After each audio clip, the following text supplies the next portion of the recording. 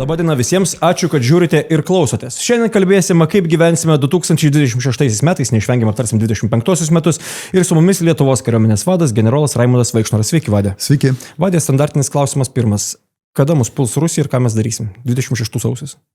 Turbūt yra tų, kaip čia vadino, ždūnai, naują terminą kažkur išgirdau visai neseniai. Čia nuo žodžio ždati, laukti? Taip, laukikai reiškia. Tai gal yra tokių, kurie laukia, kad ir šį vakarą jau ateitų, tačiau turbūt jų tas įsivėlimas, Rusijos turiuomenį įsivėlimas Ukrainoje, tam įklimpimas, nesvarbu, kad galbūt šiek tiek, vis tiek analitikai, kurie stebi tą progresą karo, mato, kad turbūt kas savaitę po keletą kvadratinių kilometrų vis pasistumė Rusija į Ukrainos gilumą arba vis naujas teritorijas užkreja, tačiau tas labai lėtas ir pagal plotą pačių Ukrainos reiškia, tai praktiškai labai minimalus ir didelis.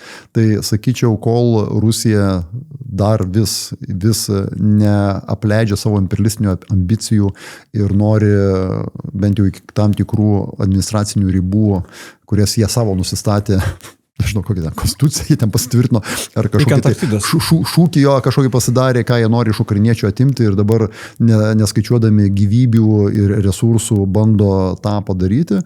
Tai manau, mes esam sąlyginai saugesni, ta prasme, kad tos didžioji kariuomenės masinai yra įklampinta Ukrainoje, o kitos, reiškia, pajėgumai puolamieji jie dar nesukurti arba jeigu ir ką jie sugeba padaryti šiai dienai, sutelkti, ar tai per mobilizaciją, per šaukimą, per naujų dalinių formavimą, iš karto meta vėl į Ukrainą, į Ukrainos frontą, kuriuos vėl permala ir viskas iš naujo.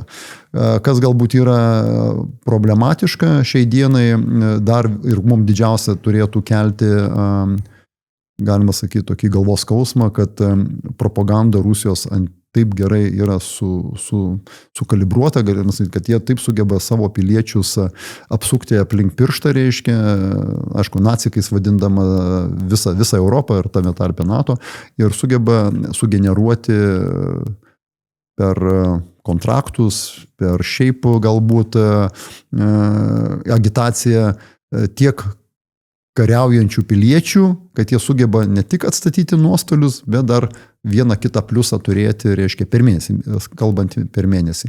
Jeigu mes sakom, kad sužeistais, užmuštais maždaug apie 30 000.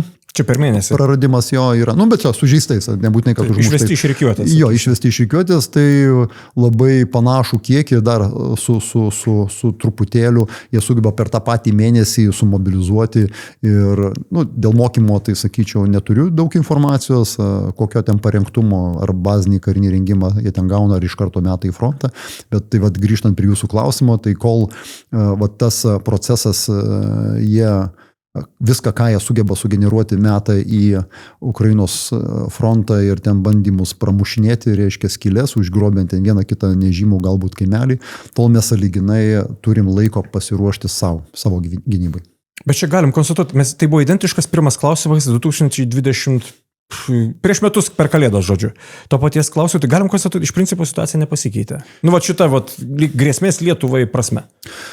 Taip, bet vėl grįžtant gal prie ukrainiečių ir tas, kas vyksta Ukraino šiuo momentu, matot, metai laiko prabėgo, kaip sakot, bet ukrainiečiai irgi nukraujoja, jų irgi žmogiškiai ištekliai nėra beribiai, jie dar buvo visą laiką mažesni ir ta vakarų parama, kiek mes sugebam visi kartu paremti tiek amuniciją, tiek kitomis priemonėmis, įrangą, techniką, tom naujesniam technologijom, tie patys dronai, ilgo nuotolio, trumpo, arba matom, kaip galbūt bando ukrainiečiai išbalansuoti tiek energetinį sektorių, tiek paramą, siūsdama, reiškia, dronus daug toliau, reiškia, ir naikindama tam tikrus arba išvesdama iš rikiuotės objektus, kad būtų skaudžiau ir tai nebūtinai vien tik tai apie žmonių arba žmogiškosios išteklių naikinimą. Tai tas mums ir leidžia truputį atsikvėpti, bet iš principo, jau, kaip sakot, metodas galbūt pačios kariavimo šiek tiek pasikeitęs, bet progresas arba situacija ant žemės, jinai stipriai nepasikeitusi. Kągi, tai šitą konstatuodami galim eiti turbūt prie kitos temos, kur dabar čia beveik degantis klausimas 26 metų pradžiai, Kapčiamiestis, jo didenybė. Daug klausimų su tuo susijusiu, jau dalyvavom keliose pokalbiuose, emocionalus iš tikrųjų tokie. Ir galim dabar va čia kariuomenės tinkladai keletą pagrindinių atsakom tada visiems. Gerai, pavyzdžiui, pirmas turbūt būtų šis, kodėl Kapčiamiestis, prie ko čia, giria, ten... Jūs turit sodybą ten Varėnui, dėl to ne Varėnui. Jo. Žodžiu, visas... Nustebau pats, bet, reiks paieškoti. Bet visai, būtų logiška. Tai va, gerai, kodėl Kapčiamiestis rimtai? Matot, ką aš bandžiau ir gyventojais per susitikimą paskutinį kartą, kai buvom susitikę, paaiškinti logiką pačią pasirinkimo. Aš kaip kariuomenės vadas kėliau porą tokių rimtų kriterijų, kurių aš būčiau norėjęs, kad atitiktų galimas poligonas. Tai yra, aišku, plotas visų pirma.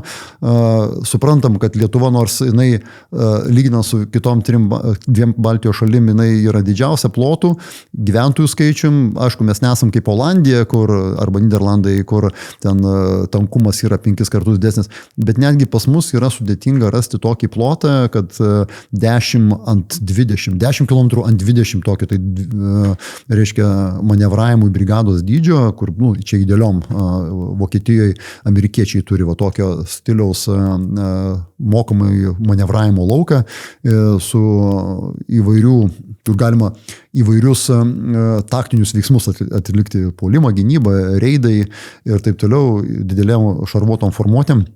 Bet netgi Lietuvoje uždėjus tą maždaug šabloną, tokio labai sunku buvo rasti. Kitas dalykas man buvo, kad tai sudarytų dalis pačios, aš dabar nevadinčiau Baltijos gynybos linijos, bet tai būtų gynybos linijos arba Lietuvos gynybos linijos sudėtinė dalis ir bandžiau vaizdžiai, kad visi įsivaizduotų, reiškia, paimkim, jeigu įsivaizduojam Lietuvos žemėlapį, Pabradė, Rūdninkai, kur naujas poligonas, tai pietų Lietuvoje kaip tik ir trūkstama grandis yra, kad mes turim skylę, vadinkim, ir čia šalia Suvalkų koridorius, tai pietų Lietuvoje šalia nedraugiškos valstybės, Baltarusijos, tebūnė jinai galbūt tiesiogiai kaip ir Ukrainos atveju nepuolė, bet jinai leido iš savo teritorijos pulti. Tai mums yra pakankamai didelė grėsmė, turint tokius kaimynus. Ir labai dar, kaip sakant, kaimynus, kurie vis dar svajoja apie buvusią Tarybų sąjungą ir kad tiek Lietuva, tiek kitos Baltijos šalys yra jų įtakos sferoje ir jie viską padarys, kad tokią atseit saugumo zoną sukurti.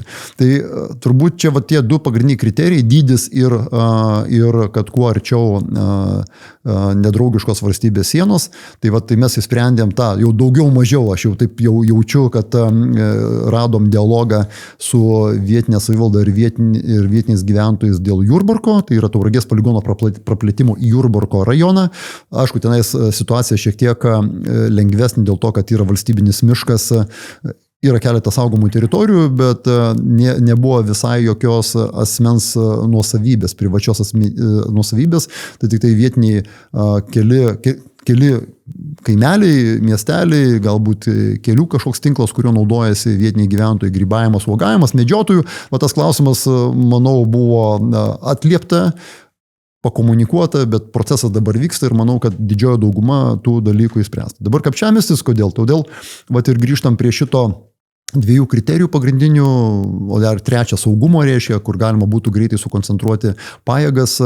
Tai taip ir išėjo, kad šita vieta buvo tinkamiausia. Ar jinai geriausia? Turbūt gal ne. Galbūt ir geresnių yra vietų, kur geležinkelio atšakos praeina, gal kelių tinklas platesnis yra. Man pačiam teko ne kartą pravažiuoti ten, žinot, ir į Lenkijos pusę, pro Lazdijų ten tą pusę. Tie keliukai ten nėra labai tokie platus, nėra greitkeliai, kur galbūt didelės šitas kolonos automobilių galėtų judėti. Bet dėl to ir buvo, reiškia, tariamasi ir siūloma, kad tą infrastruktūrą pagerinti, arba tai paketo dalis būtų. Ten, kur mes būtume ėję, viena ar kita vieta, tai būtų be abejo bandymas pagerinti ir vietiniam gyventojam infrastruktūrą, platesni keliai, galbūt kažkur vandentikis reikalingas, kažkur gal kanalizacija, va kaip pabradė. Dar, aišku, mes nenuėjom iki galo, bet kad vietinė bendruomenė irgi jaustų kažkokį pliusą dėl to, kad yra šalia kariuomenė, nes kad mes nebūtume tik tai paėmėjai, bet ir davėjai kažkokių tai ar paslaugų, ar komforto, ir taip toliau. Tai va, tai Kapčiamiestis mažiausias privačių, jeigu taip žiūrėt pagal tą plotą privačių sklypų arba savininkų tos nusavybės skaičius yra, pakankamai nemažai yra valstybinės žemės. Nu ir va, tas balansas, teigiamas balansas tarp privačios ir valstybinės žemės, turbūt vieta geografiškai, plotas, kuris leidžia mums atlikinėti tos minimaliai savo veiksmus buvo ir, kaip sakė, apsistota. Tai dabar tas, sakyčiau, komunikacija su bendruomenėm, su savininkais dar tai prasideda.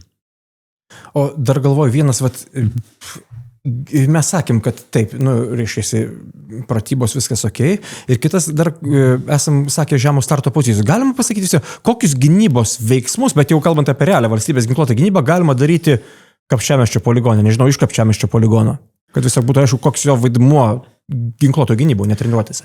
Tai taip, mes turbūt kariai didžiausi advokatai taikos, mes nenorim karo, tačiau, kad norint pasiruošti visiems netikėtumam, o ką ir Kapčiamiesčio gyventojams buvau ištransliavęs, kad aš kaip kariuomenės vadas, aš turiu labai aiškę užduotį ant savo pečių paruošti kariuomenę bet kokiem netikėtumam. Ir šiuo atveju, jeigu mes matom, kaip Rusija tą savo raumenis, reiškia, auginasi, net kariaudama šiai dienai ir jos agresyvi ta tokia laikysena, tai čia tik tai laiko klausimas, kada galim atsidurti panašioje situacijoje kaip Ukraina šiandien.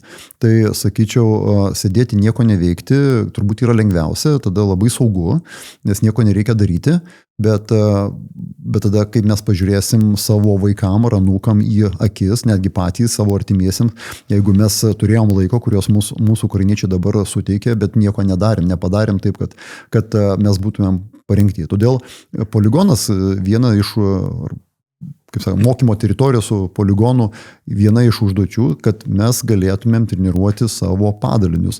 Kuopa, batalionas, brigada, ir šiuo atveju mes esam apsisprendę, mūsų valstybė, kad mes kuriam savo nacionalinę diviziją, tai jinai turi kažkurioje vietoje treniruotis. Žinau, kad yra tokio skepticizmo, kad mes jau kaip liktai turim dalį tų ir nemažą, jeigu skaičiuojant... Čia sekantis klausimas, garsieji 9 poligonai. Beveik 9, tai sakyčiau, kad poligonas poligonų nelygu. Ir mes irgi ką pabandėm pristatyti gyventojim, kas išgirdo, tas išgirdo, bet ne visi turbūt, gal reikia dar patikslinti, reikia pakartoti, kad kai kurie yra pakankamai nedideli, jie tik tai šaudyklos, apie manevrą net negali kalbėti ir didėjant kariuomenį, didėjant poreikiui, didinti mūsų ginkluotas pajėgas, pajėgumus didinti, plus rezervistų rengimas, šauliai labai stipriai prasiplėtė, mūsų krašto apsaugos savanoriškos pajėgos, tai kažkaip reikia sutilpti ir todėl dar vieno arba didelio, reiškia, kur galim būtų bent jau 2 batalionai vienu metu treniruotis puolimo, gynybos, stabdymo veiksmus ir suktis atgal ir taip toliau ir panašiai. Tai va toks pagrindinis ir tikslas buvo, kad turim turėti atitinkamą plotą. Gerai, dabar čia keletą turiu tokių iš interneto platybių, pasirankiam trupučiuką tų pagrindinių tokių, nežinau, gandų, kaip tai pavadinti, melagienos, klausimai, kaip kurie. Gerai, taigi matau, šiuolaikinė karyba yra dronai ir robotika, tai poligonai nereikalingi. Bet tai vis tiek su dronu ir robotika kažkur reikia treniruotis, ar žmonės kartais įsivaizduoja, kad klasė, kažkur klasė, galbūt koridoriui, įsivedėjai ten paskraidinai ir taip toliau. Bet ir dabar parodė gyvenimas, ypatingai kovojant su oro balionais, kad mūsų ir bandymas ieškoti tą priešnodžio, reiškia, ar tai būtų žvalgybiniai dronai, ar tai būtų koviniai dronai, kad mūsų sąlygos yra visiškai kitokios negu, pavyzdžiui, pačioje Ukrainoje arba kitoje pietų šalyse, tam pačiam Izraelį, kur pas mus daug drėgmės, šalas skirtinguose sluoksniuose, apledėjimas, kodėl mūsų lėktuvus civiliniai civilinė aviacija prieš leisdama iš oro uosto, tokiu metu dar nuledina, reiškia, skysčių padengia tam, kad nepledėtų. Tas pats su tais dronais, jisai pakyla, jis aprasoja, o sekančiam sluoksnį debesį, kur jau minus kokį 10, jisai krenta žemyn. Tai tu negali klasį ištreniruoti, taip gali pradinį rengimą padaryti. Yra simuliacinės sistemos, lazerinės šaudyklos, kur kariai gauna pradinį parengtumą, bet vėliau prasideda kolektyvinis rengimas. Ir tas pats ir Ukrainoje. Būrys, kuopa, batalionas turi gebėti vykdyti jiems iškeltos užduotis. Plius mes būsim sudėtinė NATO dalis, kur kaimynas iš dešinės, kaimynas iš kairės turės labai svarbią reikšmę. Ir turbūt bet kuris mūsų sąjungininkas, jeigu žinos, kad lietuviai, kurie iš kairės jam reiškia ar iš dešinės, gina tą patį plotą, yra silpni, netreniruoti. Taip, galų gale ir moralinis tas elementas pasitikėjimas su mumis kaip partneriais, kaip sąjungininkais gali sužlugti. Tai mes turim būti pakankamai patikimi. O visų pirma, tai mes vėl ginam savo šalį arba ruošimės ginti savo šalį, o ne kažką tai kitą. Ir todėl tas 3 straipsnis NATO, apie kurį labai retai ką šneka, daugiau apie 5, kad kolektyvinė gynyba, bet kad prieš tai mes patys turim stiprinti savo pajėgumus ir gebėti apsiginti patys, apie tą dažniausiai mes kažkaip tai nepašnekam iki galo. Tai va, tai sakyčiau, kai ką gali klasiai atlikti, tačiau tik tai užsigrūna, tik tai patikrini savo ginklų sistemas mokomuose laukuose arba poligonuose. Bataliono atakos turbūt klasiai nepadarysi. Absoliučiai. Ir kitas dalykas, taip, tu gali kompiuteriniai žaidimais, taip, tą taktiką lavinti įgūdžius, sprendimo priimimo procesą, bet kol karys fiziškai ant žemės neprašliaužė, nenušovė į taikinį, sakyti. Dabar grįžtant galbūt prie tos pirmos dalies dronai, kad dronai gal dabar jau dronų karas. Bet čia vėl aš vienas sakyčiau iš tokių pritemptinių dalykų, kad šiai dienai Ukrainoje nusistovėjęs tas apkasų karas ir dronas, reiškia, ir dronais kariauja, nes niekas neturi užsitikrinęs viršenybės, tai čia, manau, yra, kaip pasikartosiu, pritemptinis, nes mes galim ir kitą, kaip sakant, kariavimo visai neseną pavyzdžius pasižiūrėti, kaip įvyko 4-5 dienų karas tarp Indijos ir Pakistano, kur ir naikintuvai raižė, reiškia, ir buvo taikiniai naikinami, Izraelio, Irano, kaip sakant, konfliktas ar karas, kur irgi buvo naudojama beje visos sistemos ir ne vien tik tai dronai, bet ir aviacija ir taip toliau. Tai, tankai, ta prasme. Tankai. Tai mes vis tiek NATO kaip viena šiai dienai vis tiek galingiausia gynybinis alijansas, mes turim priemonės kaip žaibiškai išdaužyti galimo agresorių. Netgi gal pėstininkams nepajudėjus, bet tam reikia integruoti. Ir dronai yra viena, vėl neapsigaukime, aš jokių būdų nenurašau, dronai yra viena dar ginklų rūšis, reiškia. Taip, pagerina žvalgybą, gali prikabinti sprogmenį, gali galbūt toliau ir taikliau, bet kai yra blogos oro sąlygos, artilerija toliau turi pranašumą. Šitie klasikiniai tiek apkasai, tiek užtvaros, tiek artilerija, tiek, reiškia, tolimo nuotolio sistemos, salvinės, minos tos pačios, jos veikia. Ir joks dronas to nepakeis. Dabar dar turiu keletą klausimų šiaip ir aš galvoju, kad mes jos galim visai greitai praeiti, kadangi dar čia turim visą eilę kitų klausimų, bet tie tokie baziniai visiškai standartai. Gerai, va. Šitą išgirdau, man atrodo, per antrąjį susitikimą Lazdijuose. Susilaukė nemažai ažiotažo teigiamo, nes aišku, jisai buvo tuo metu toks emocionalus klausimas, bet kaip poligonas apgins nuo Kaliningrade dislokuoto Orešnik? Bam. Jeigu, tai labai gera žvalgybinė informacija, jeigu dar pasakytų, kurioje vietoje tas Orešnikas yra, tai gerai, juokauju, aišku. Žinom, kad yra Baltarusijai neseniai, reiškia, informacija atėjo dislokuota, bet kaip suprantu, mes žinom net kurioje vietoje. Tai poligonas nėra gintis nuo Orešniko. Nuo Orešniko gins oro gynyba. Bet poligonas yra vieta, kur tu gali treniruotis. ginti. Tai aišku, Orešniko skridimo nuotolis greičiausiai nebus iš Kaliningrado panaudotas Lietuvoje, tai turbūt daugiau į vakarų pusę. Jeigu į mus kažkas tai paleis Orešniką arba kažką panašaus, tai bus kažkur tai iš Rusijos gilumos, vadinkim taip. Tai bet kuriuo atveju mes vystydami savo pajėgumus, oro gynyba yra vienas iš prioritetinių sudėtinių dalių ir sluoksniuota oro gynyba, ne vien tik tai dronai, prieš dronus, bet ir prieš lėktuvus. Ir šiai dienai turime, sakyčiau, gal spragų dėl balistinių raketų numušinėjimo, dėl to mums reikalinga oro policija, Baltijos oro policija, kur naikintuvais būtų naikinama, ką ir ukrainiečiai sėkmingai daro per masinės atakas, bet be abejo siekis yra turėti savo, jeigu nepavyktų užtikrinti irgi rotacinio modelio iš kitų NATO šalių turėti pas save Patriot tipo oro gynybos ilgo nuotolio sistemas, turėtumėm galvoti, kaip vystyti turbūt savo gebėjimus. Yra daug vilčių, kad jeigu ar bent jau ugnies nutraukimas įvyktų Ukrainoje, ar prie taikos, ko visi siekia iš tikrųjų taikos, bet tos teisingos taikos, tai tam tikros sistemos gali būti panašiai kaip su rotaciniu Baltijos oro policijos modeliu, taip ir oro gynybos modelis pas mus Lietuvoje. Tai ką noriu pasakyti, tai yra oro gynybos taikinys Orešnikas, o poligonuose mes mokomės tai daryti.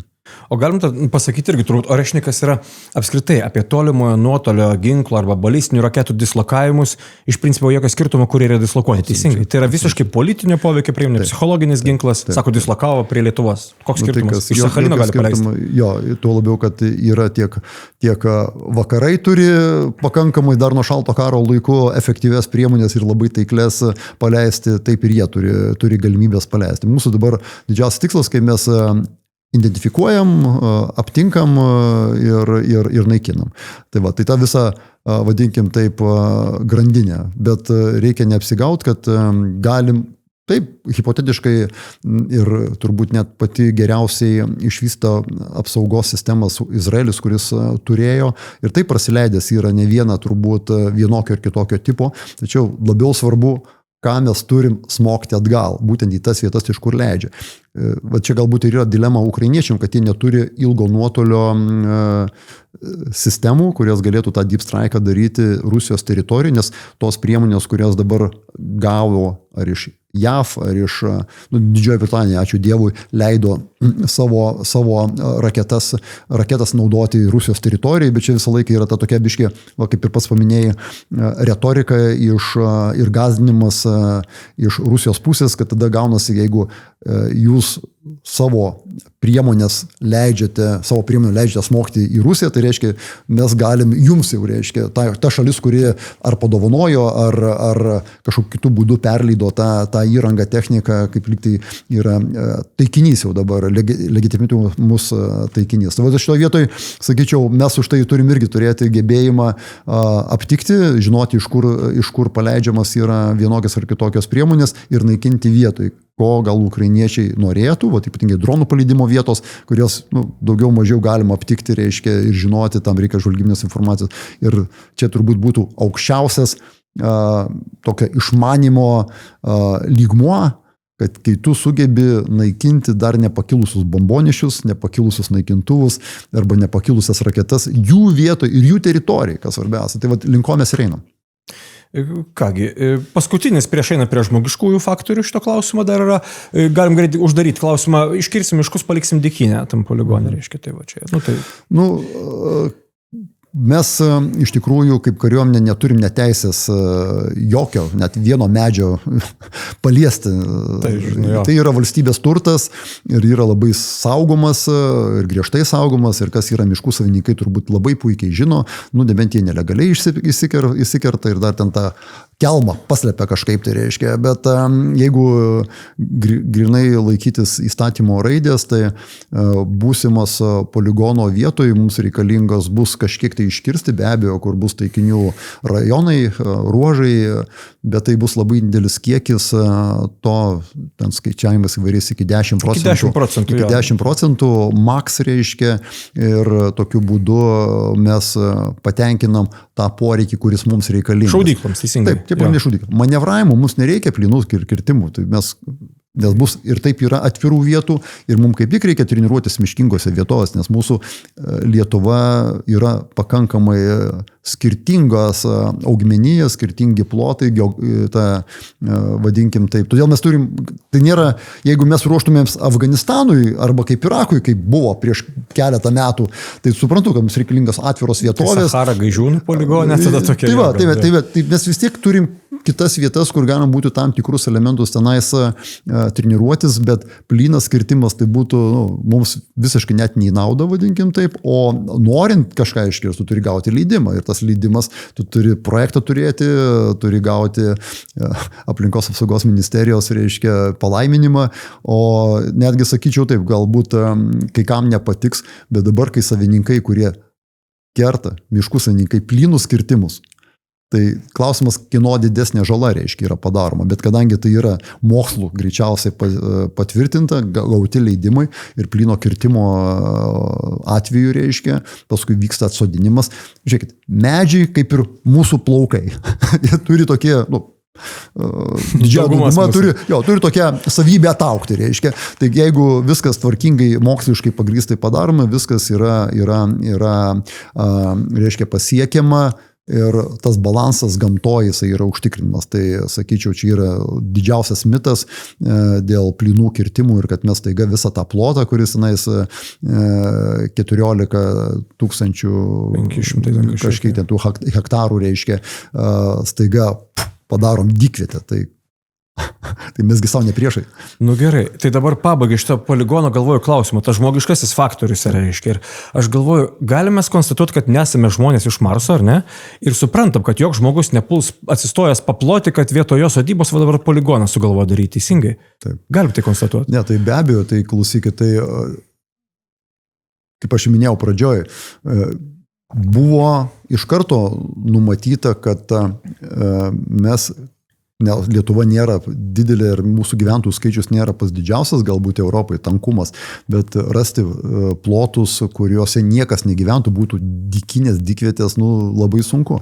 Tai kiekvienas pilietis, kuris turi savo nuosavybę arba turi nuosavybę tuose galimuose plotuose, nes dar sprendimai iki galo nepadaryti, tai be abejo bus su juo šnekamasi ir ieškoma kompromiso ir jeigu ten dėl vienokio ir kitų priežasčių neįmanoma bus, reiškia, sugyventi dėl to, kad ten bus šaudykla, tai dėl saugumo. Čia apie 13 sodybų reikės dabar tas skaičius. Daugiau mažiau reiškia, tai faktas, kad bus pasiūlytas atitinkamas atlygis, kompensacija už tą turtą. Be abejo, tai yra daug jautrių, turbūt labai asmeniškų dalykų, nes aš esu irgi girdėjęs ir mes iš tų pasisakymų gyventojų, ir vaikystė praėjus, ir sodybos, ir gimtinė, ir visi kiti labai svarbus dalykai, kas mes lietuviai esame labai pririšti prie savo žemės, tai prisiminimais ir taip toliau.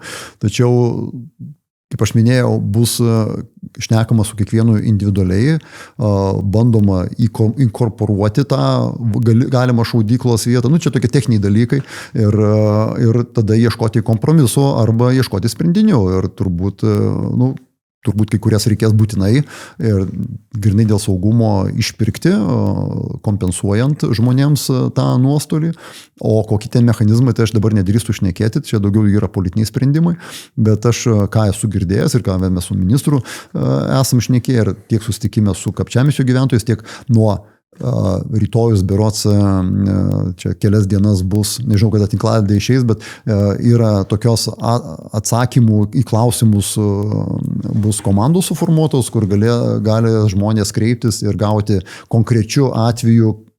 Nes mums labai sunku šnekėti apie viską bendrai.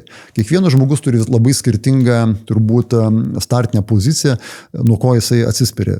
Gal kai kam jis iš tikrųjų tik tai ir laukia, kad jam ten našta, pavyzdžiui, jis nori parduoti. Apgriuvęs namas. Kaip pavyzdys, gaus gal visai neblogą kompensaciją. Kitam gal atvirkščiai, reiškia, jisai nori galbūt atlygio tokio, kuris ten atitiktų, gal galėtų kažką tai nusipirkti. Nu, čia atsakau, čia dėrybinė pozicija, bijau spekuliuoti, nes ne kiekvieną keisą, kaip sakant, žinau konkrečiai, bet tam bus žmonės, kurie padės ir tas turto vertinimas ir visi kiti dalykai. Tikiu, kad kiekvienas žmogus turės išeiti daugiau, mažiau patenkintas, bet bus turbūt ir nepatenkintų. Tai kaip ir ministras sako, yra teisiniai, ko galbūt mažiausiai norėtųsi teisiniais keliais eiti, geriau iš karto ateiti su pasiūlymu, kuris, kaip sakant, kurio negalėtų žmogus atsisakyti. Dabar mūsų daug kas klausia, turime į kariuomenės, kaip mes vertinam tą paskutinį susitikimą Lazdijuose, kaip vertinam kaip žmonės, kaip vertinam valkatas ir panašiai ir panašiai. Mes šito neatsakinėm, bet galvoju, kad vieną kartą galim dabar tai pasakyti, kaip mes tai vertinam iš principo, kaip jūs vadė jaučiatės po paskutinio susitikimo, kaip tai vertinat, kaip kariuomenės vadas ar karį tai gąsdina ir taip toliau. Ar aš tikėjausi, kad tai bus į mano asmenį ar į kariuomenę taip tiesiogiai nukreipta? Greičiausiai ne, nors atrodo esu vėtytas ir mėtas per tos 305 metus Lietuvos kariuomenėje ir prieš rusų automatų vamzdžius teko stovėti, bet kad savi žmonės tokius aštrius žodžius gali vartoti, bet čia turbūt tokios tas mano pareigos ir yra greičiausiai susiurbti visą tą neigiamą atmosferą, neigiamą reakciją su žmonių ir rasti, kaip sakant, atsukti kitą žandą tam, kad pradžioj suprasti, kodėl taip žmogus, stengiausi suprasti, kodėl taip žmogus pasielgė, ar tai buvo spontaniškas veiksmas, ar tai buvo inspiruotas to blogio jėgų, nes žmonės kartais desperatiškai ieško atsakymų ir jeigu jis jo negavo, tai labai natūrali reakcija, reiškia, kad jisai galbūt pasakė tą, ko paskui galbūt pasigailėjo, reiškia.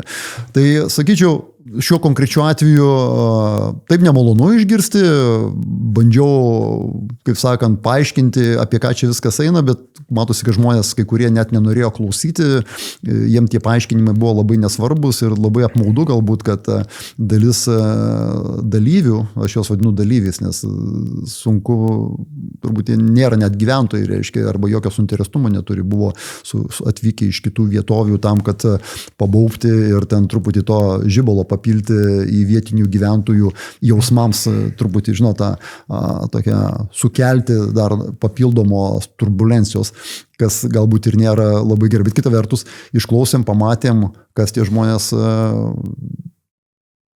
tie žmonės reiškia, kokios nuotaikos yra, į ką jie klauso, ko neklauso. Ir aš paskui likau mes dar gerą pusvalandį šnekėjom iš tikrųjų su tai žmonėm, kuriems labiausiai rūpėjo, kurie turėjo tą nekilnojamą turtą, kurie turėjo tam tikrą santykį su ta teritorija, kurioje galimai gali būti poligonas. Ir vis labai, labai normalūs klausimai ir kai jis gauna tą atsakymą, jis visai kitaip reaguoja. Tai niekas nesavo, kad čia manęs pradėjo kažkas gailėti dėl to, ne jokių būdų. Bet jie gaudami atsakymus, tas ir yra tikslas komunikuoti su kiekvienu žmogum atskirai ir bandyti atliepti jo lūkestį. O kai ten, žinot, tas masinis, gal čia vieni sako, galbūt prasileidom dėl to, kad leidom visiems, bet kita vertus, žinot,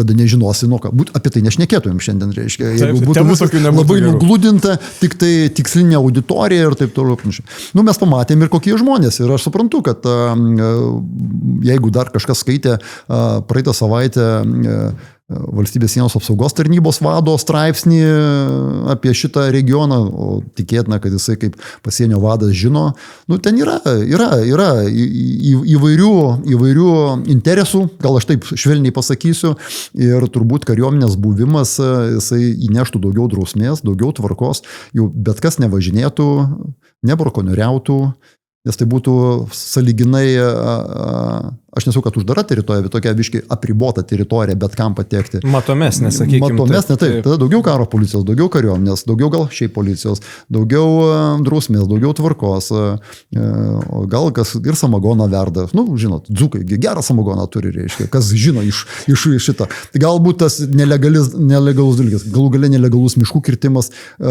Suprantat, vėl čia jokių būdų nenukreipta į gyventojus, nes aš vėl būsiu apkaltintas, kad aš kaip tada kažkuo tai nebūtais dalykais, kad aš į kažką tai konkrečiai buvau nusistatęs. Jokių būdų, bet visi suprantam, kad mes esam šito žemės gyventojai, ne pas visus yra rankos arba delnai tik tai išorė, pas kažką tai yra ir į save. Ir turbūt tas nepasitenkinimas, kad tas gyvenimas, koks buvo iki šiol, gali pasikeisti, jis paprasčiausiai natūraliai kelia tam tikrus ir mintyse galbūt, ir veiksmuose, pradant klausimais ir paskui galbūt ir veiksmais. Tai sakyčiau, ta moteris, paskui buvo prie manęs priėjusi, mes aišku pabandėm pašnekėti, bet matosi buvo labai užsivedusi, tokia labai efekto būsenoj, tai nežinau kodėl, neišgirdo manęs, reiškia, tai bandysim, dar kartą šnekėtis.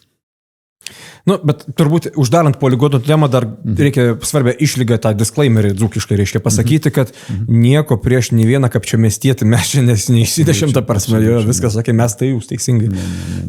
Bet koks pilietis, bet kuris Lietuvos gyventojas, jis turi teisę klausti ir turi gauti atsakymą, jis turi teisę.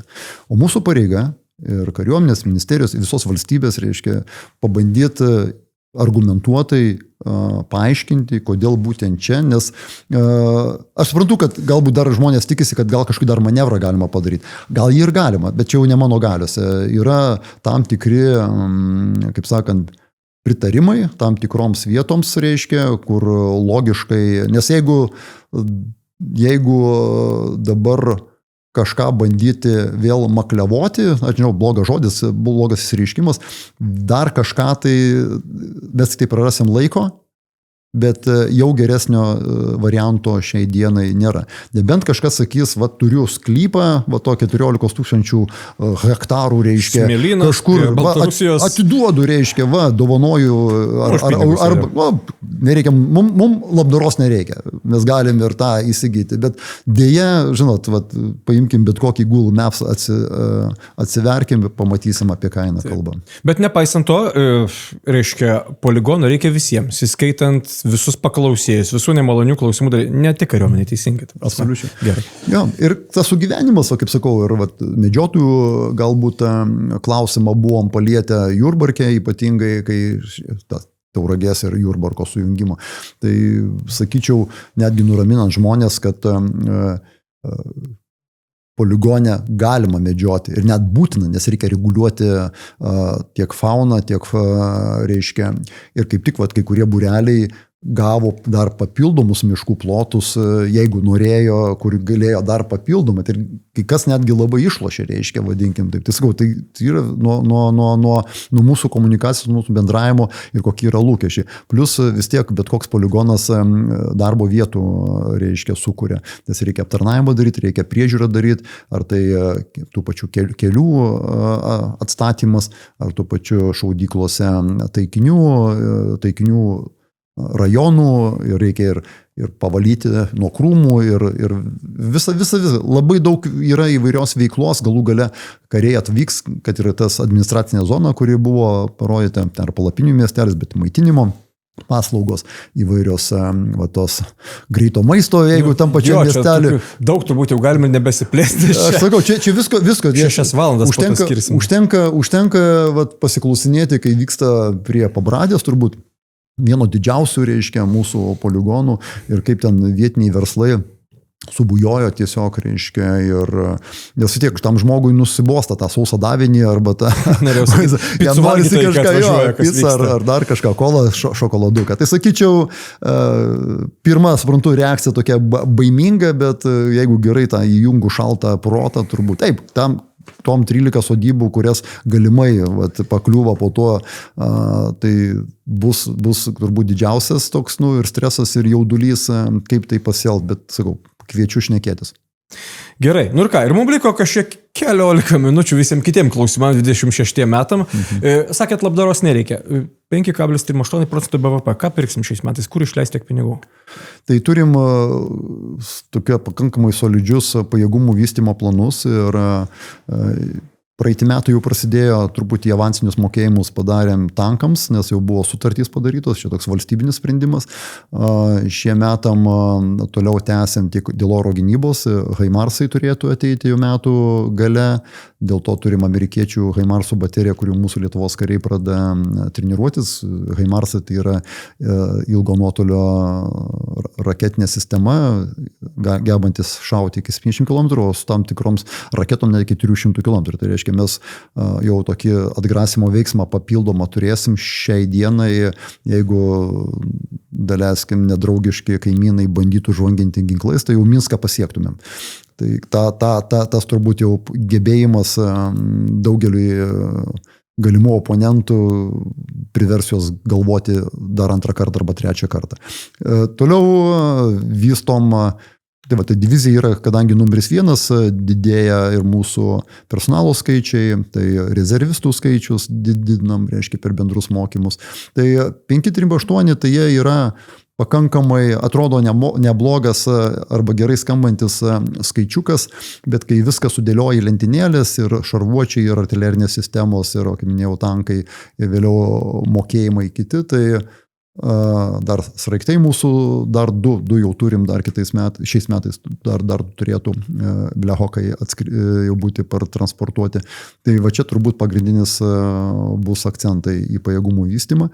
O toliau tai dronai, minos, čia sakyčiau, labai daug eilučių, kurių turbūt dėl laiko stokos. Bet sudarytų, tų sutarčių vykdymas, teisingai čia yra pajėgumų plėtra. Ir aišku, mes atliepiam į oro gynybos, labai mums svarbu, ir papildomai radarai, ir trumpo nuotolio oro gynybos sistemos, kurias reikia, ir va dabar mes kitą budėjimą prie Vilniaus Skydę, dėl to vasarą, Liepos mėnesį, kai dronai skrido į Lietuvos teritoriją, kad mes sugalėtume sustiprinti. Tai va, ir vyksta labai daug testavimo, naujų sistemų, todėl mes, kaip sakant, tie pinigėliai, nes daug yra projektų, turbūt apie 70% jau yra sudaryti kontraktai ir likę jau tik tai tas laisvumas šiek tiek mažoji dalis, ko reikia šiai dienai. Ir šaudinis atsargas reikia kaupti ir einamieji dalykai, kur niekur nedingsi, esam pasiruošę, jeigu reikėtų, ir toliau remiam ukrainiečių mokymą pas save Lietuvoje, kas yra aprūpinimą jiems, nes apie 200 milijonų kas metai vien tik tai ukrainiečių pajėgumų stiprinimui įvairiom formom, tiek kaip labdara, tiek jų gynybos pramonę remiam, reiškia įvairias vietas. Tai sakyčiau, bet irgi reikia kaip sakant, reikėtų suprasti, kad į tą pačią 538 arba ten beveik 4,7 milijardų į metus, tai žinokit, ne vien tik tai grinai gynybai įeinantys pinigėliai, bet mes tuos ir remontus darom, ir statybos iš to pačio biudžeto vyksta. Tai va, tai tom gynybinėms grinai, reiškia, priemonių nupirkimui, tai ten... Ne tik ginklam jūs turite minėti. Jo, ne vien tik tai ginklam, nes yra dar dvigubos paskirties ir dabar yra tas gynybos fondas, kur dalis eis ir mobilumo, reiškia, karinio mobilumo paketų reikia, o mums dar reikia galvoti apie dronų sieną arba fortifikavimą, kontrmobilumo priemonių parkų, reiškia, didinimą tam, kad būtumėm kai diena kažkokia tai krizinė ateis, kad mes galėtumėm viską turėti po ranka ir tik tai per keletą minučių ar dienų sudėti viską į tas vietas, kur turi būti. Tai čia labai kompleksas dalykų,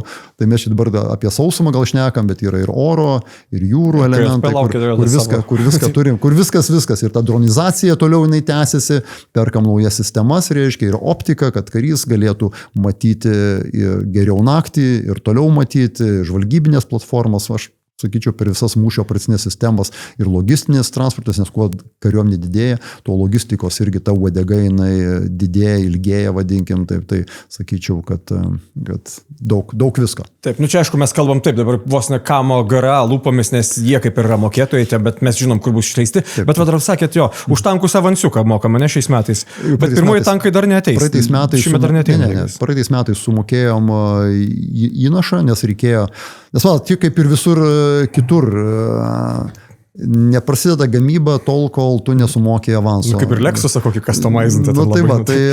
Tai todėl pramonė, ar tai būtų mūsų, ar tai būtų vakarų pramonė, jie turi turėti garantijas ir šiai dienai bet kokią įrangą, techniką, turi kažką dėti ant stalo, pasakyti, neužtenka vien, nesvarbu net, jeigu yra valstybės garantija, kad vat, mes ten per 10 metų norim tiek ir tiek kažkokių šarvuočių, pavyzdžiui, kad jūs mums pagamintumėt. Gerai, avansiuką reikia, susimokėkit, tada mes pradėsim, nes gal reikia naujas linijas daryti, gal reikia daugiau žmonių priimti ir taip toliau ir panašiai. Bet vat, Rheinmetallio pradėjo darbai, šaudmenų gamyklos turim praeitais metais jau ten stumdyti buldozerį, tai tikėtina, kad greitų metų bus paleistos, reiškia, linijos ir turėsim amuniciją, apsirūpinsim. Taip, kaip sakau, čia po trupučio einam, bet atsakant į tankus, tai greičiausiai apie 27 pabaigą, 28 pradžią, pirmosius turėtumėm gauti, kur mes jau pradėsim jau savo mokymą, treniravimąsi individualų, vėliau pereisim po trupučio į kolektyvinį, kaip manevruoti būrio sudėtyje, kuopos sudėtyje ir su kitom pajėgų rūšim, kas yra labai svarbu, nes daug kas pagalvoja, kad tankas jis vienas važiuoja, ne, jisai turi veikti su pėstininkais ir kitom ginklų sistemomis. Kitaip jis lavonas. Taip, gerai, daug kartų esam kalbėję apie 2030-osius, čia ir praeitais metais, užpraeitais metais ir panašiai. Dabar iki jų liko 4 metai, dabar sausio mėnesį sėdim, divizija turi būti iki 30 pabaigta. Taip. Kas ten per apokalipsę laukia 30-aisiais? Na, matot, mes nusibrėžėm tą liniją, tokie kaip sąlyginį, reiškia, kaip sąlyginė linija, kad pagal Rusijos gebėjimą ir ką mes dabar matom jos veiksmą Ukrainoje, per kiek laiko galėtų jie atstatyti savo pajėgumus ir jau pradėti mesti iššūkį vakarams. Tai nieks nesako, kad negali jie lokalių kažkokių tai provokacijų daryti, net ir šiandien ir dabar. Klausimas tik, kiek tai yra tvaru, nes žingsnį žengi vieną, reiškia, turi žengti ir antrą žingsnį, nes jeigu tu įsivelsi, tik tai diskrituos save pasaulio akise ir greičiausiai tam tikri įvykiai ir turbūt ta pati Venezuela parodė, reiškia, kad kai kurios sistemos rusiškos, reiškia, nėra tokios, kaip saka, jas girdavosi, kad nėra analogų pasaulyje, tai pasirodo, tikrai nėra. Gal analogų nėra, bet taip blogai pasirodė, turbūt irgi nėra taip blogai pasirodžiusių analogų, reiškia.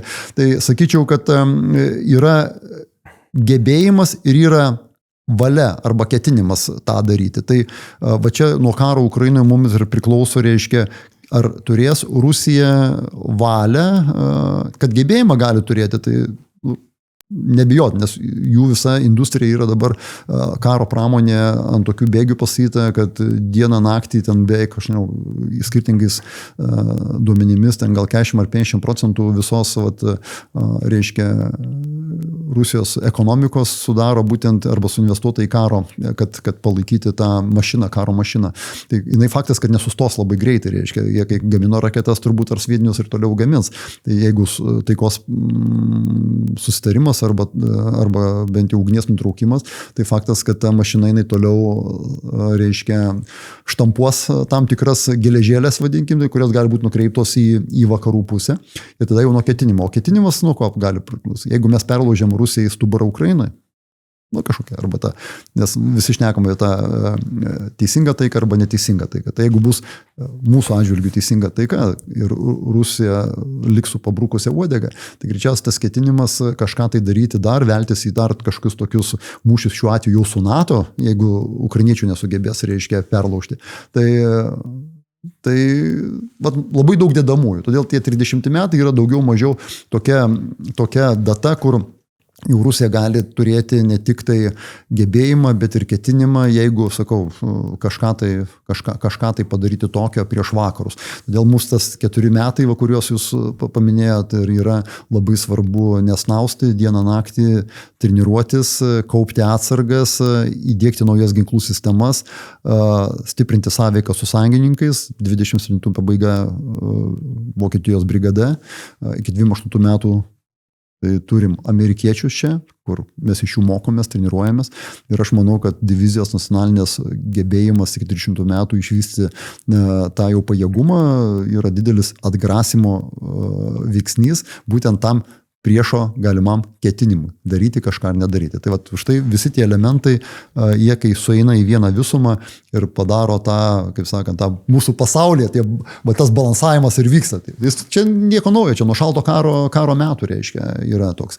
Ir aišku, ryžtas, žmonių ryžtas. Kad mes turėsim gerus ginklus, naujus ginklus reiškia, bet žmonės neturės meilę savo tėviniai arba ryžto neturės ginti, ką mes vat, ir dabar šiomis dienomis švenčiame 35-metį mūsų pergalės, laisvės pergalės prieš okupantus. Tai kaip tada buvo, dabar aš matau daug ir susitikimų su mūsų veteranais, kurie nepriklausomybės gynėjais, kurie dalyvavo tuose įvykiuose. Ir turbūt kiekvienas gyventojas prisimena, gal jų tėvai ar seneliai dalyvavo vienokią ir kitokią formą pasipriešinime tokiam. Tai sakyčiau, jeigu mes išlaikom tą ryžtą, visa, kaip visuomenė, visa tauta.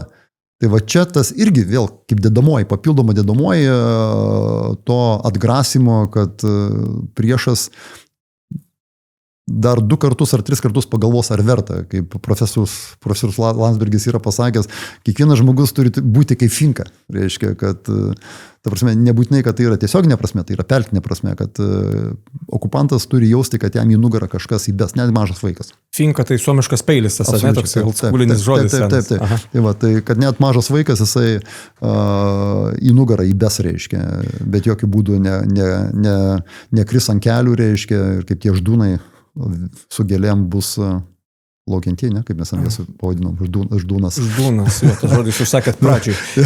Bet dėl tos galimybės tada perlaužti stuburą. Ir dabar, gerai, kiekvieną dieną Kyjivas dabar praktiškai atakuojamas. Kiekvieną rytą sužinom, kad naktį buvo atakuotas ir panašiai, ten vyksta tie apsikeitimai nuolatiniais smūgiais.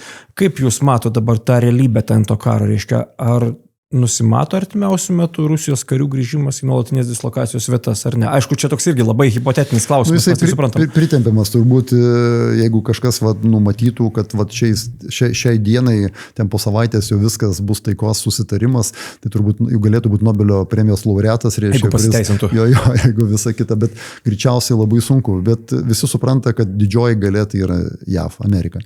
Ir čia tik nuo Trumpo noro, reiškia, supratimo, jisai gali tą pabaigti per savaitę, gal per 2, nes kur mane ir ne vien tik kaip karininką, bet kaip ir pilietį kartais stebina, kad mūsų tas sankcijos, kurios yra jau prieš Rusiją jau veikia daug metų, jos iki galo taip ir neveikia. Tai aišku, čia daugiau ekonominis, politinis klausimas, diplomatų, čia jų klausimai reiškia nelabai mano kaip kario, bet kažkaip mes sugebam ir mūsų, netgi karts nuo karto skandalai išlenda, kad net ir mūsų lietuvių, kai kurios firmelės sugeba apeiti sankcijas ir tie čipai visi, dar kažkas tai technologijos kažkaip prasprūsta ar per Kazakstaną, ar per kitas vietas, reiškia.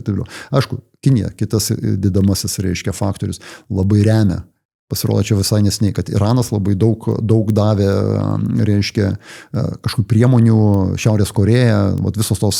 Tai žaidai galų galia garsieji. Būtent blogio ašiai priklausančios šalys, jos remia, taip kaip Ukraina visi kolektyviniai vakarai remia, taip yra blogio šalys, ašys, kurios remia Rusiją vienokią ir kitokią formą ir turbūt nėra suinteresuotos, reiškia, kad Rusija pralaimėtų. Tai tai čia tas dviejų turbūt kovo, čia galbūt politologai gali daugiau papasakoti, kaip čia viskas yra, bet matome, kad mūsų ryžto vakarų kaip ir užtenka, bet kartais mes tik tai daugiau bla bla bla, o tų veiksmų jokių būdų nieko nenoriu kaltinti, labai daug yra prisidėję, bet kai užsitęsia jau 4 metai karas, tai turbūt ir visuomenėse yra nepastenkinimas, nes tiek tu tą kažkokį tai skanų kasnį atimi iš savo žmonių tam, kad paremti ukrainiečius, o kodėl tas neįmanoma, tai sakau, yra keletą priežasčių, kad kol pirksim jų naftą, kol patys europiečiai pirksim dujas